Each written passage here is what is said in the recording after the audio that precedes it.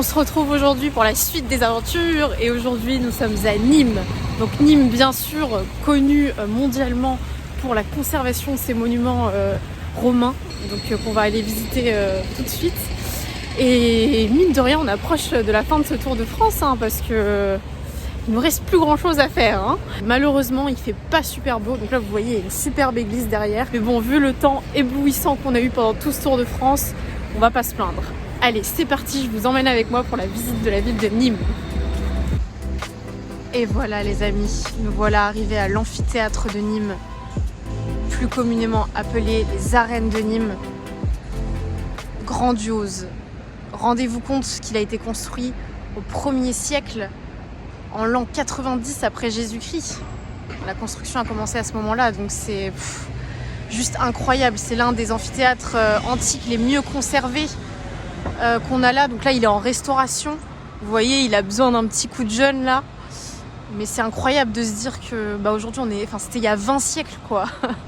Rendez-vous compte quoi, c'est dingue.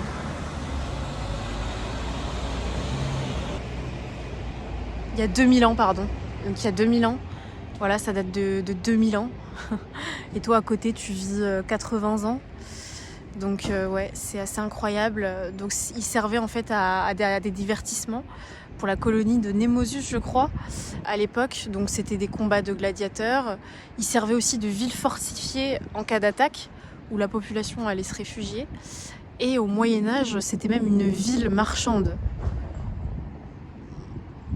Waouh. Et oui, on fait même de l'histoire sur le journal du pharmacien, les amis.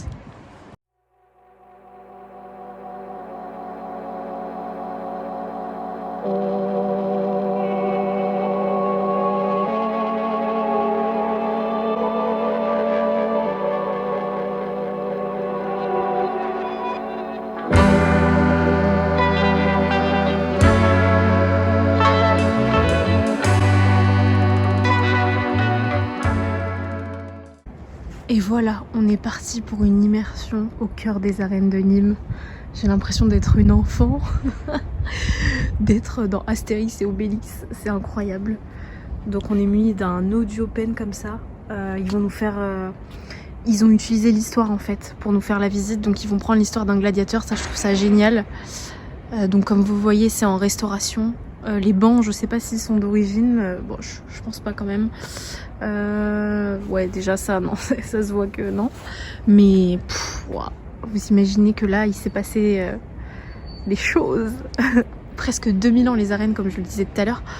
Donc là ça a été le siège de combat, ça a vu d'autres êtres humains différents, enfin une civilisation différente de la nôtre quoi. C'est assez incroyable quand même. Oh là là, j'adore.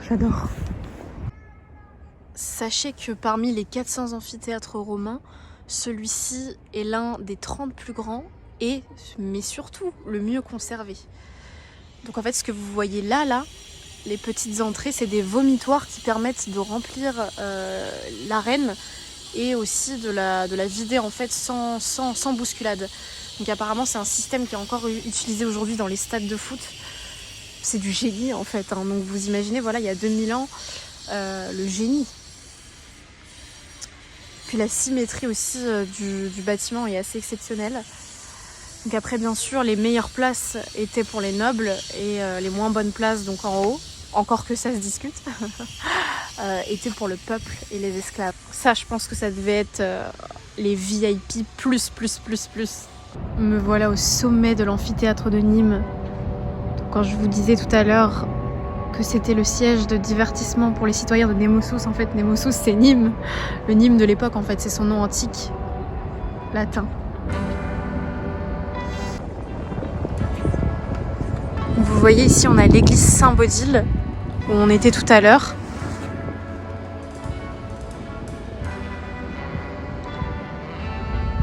Ici on a la tour Magne, on ira voir après.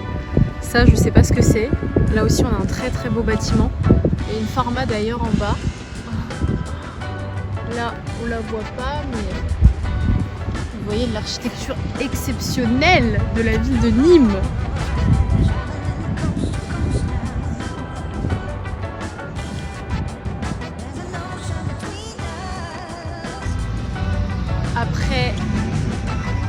théâtre de Nîmes, nous voilà à la Maison Carrée, construite elle aussi au 1er siècle.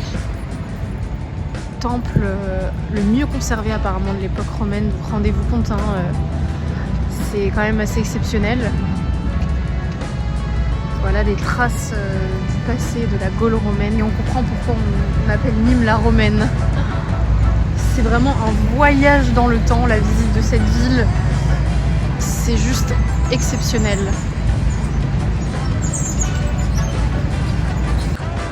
Donc voilà la Maison Carrée, construite à la gloire de Caius et Lucius, petit-fils d'Auguste. C'est vraiment un bond dans le temps.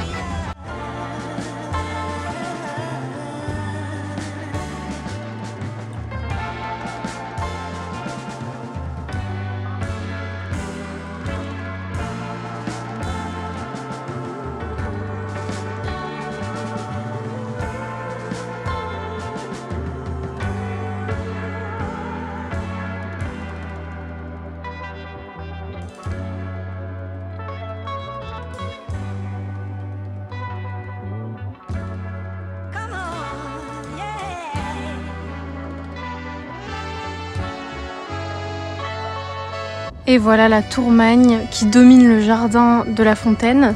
Il faut savoir que le jardin et la tour ont été construits en fait sur un mont. Je crois que c'est le mont Cavalier. Donc encore un vestige de l'époque gallo-romaine. Apparemment il y a une vue exceptionnelle d'en haut, donc on va monter.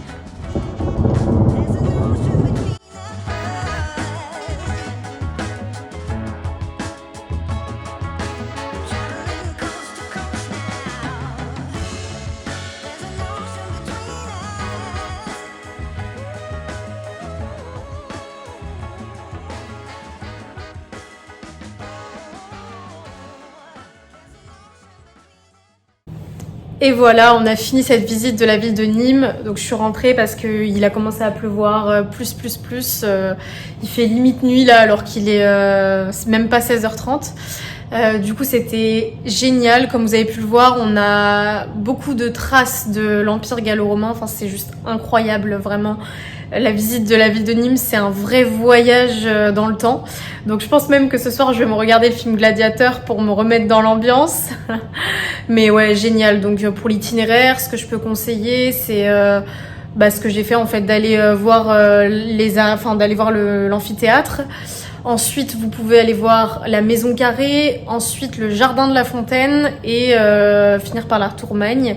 Puis après, bien sûr, le midi, soit vous mangez à côté de la Maison Carrée ou même dans le centre-ville. Comme ça, vous pouvez vous balader un petit peu dans le centre-ville. Et puis voilà, quoi, vous allez voir, c'est génial. Et ah oui, et autre information utile, on paye 13 € et on a accès à tous les monuments. Donc en fait, là, j'ai payé 13 €, j'ai pu visiter l'amphithéâtre, la Tour Magne et la Maison Carrée. Donc 13 €, c'est pas grand-chose et vous avez accès à tout. Enfin voilà, la ville de Nîmes, exceptionnelle. Si vous voulez faire un bond dans le temps dans l'Empire romain, c'est ici qu'il faut venir. Voilà, donc je vous dis à très vite pour la suite des aventures.